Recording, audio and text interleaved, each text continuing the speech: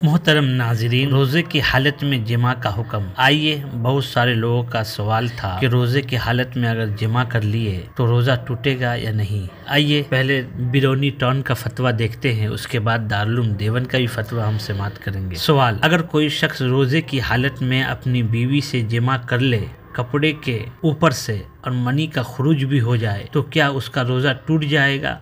और अगर टूट जाएगा तो रोज़ा का कफ़ारा होगा या क़ज़ा? हमने अपने करीब की दो मुफ्तियान किराम से इस मसला की वजाहत तलब की तो एक ने कहा कि क़ज़ा लाजिम होगी, दूसरे ने कहा कि कफ़ारा लाजिम आएगा। जवाब: सूरत मसूला में अगर कपड़े के ऊपर से जमा किया लेकिन मर्द की शर्मगाह औरत की शर्मगाह में दाखिल हुई तो मियाँ बीवी दोनों का रोज़ा भी टूट गया और दोनों पर रोज़े की क़ज़ा के साथ कफ़ारा जो मुसलसल 60 रोज़े रखना है भी लाजिम होगा।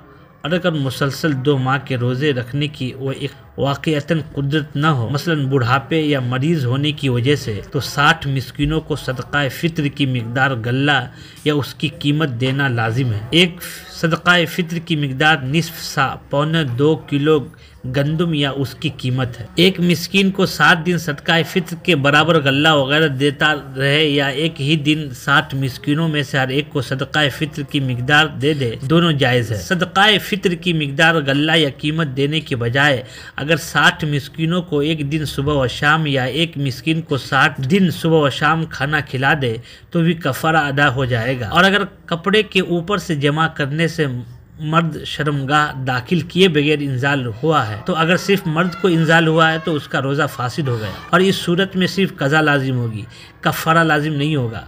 और अगर बीवी को भी इंजाल हो गया तो उसकी मनीश शर्मगाह से खारिज हो गई तो उसका रोज़ा भी फासिद हो गया, इस सूरत में उस पर भी क़ज़ा लाजिम होगी। बहल सूरत मज़कूरा मियाँ बीवी को इस्तिग़फ़ार भी करना चाहिए क्योंकि रमज़ान मुबारक में रोज़े की हालत में जमा करना जायज़ नहीं है।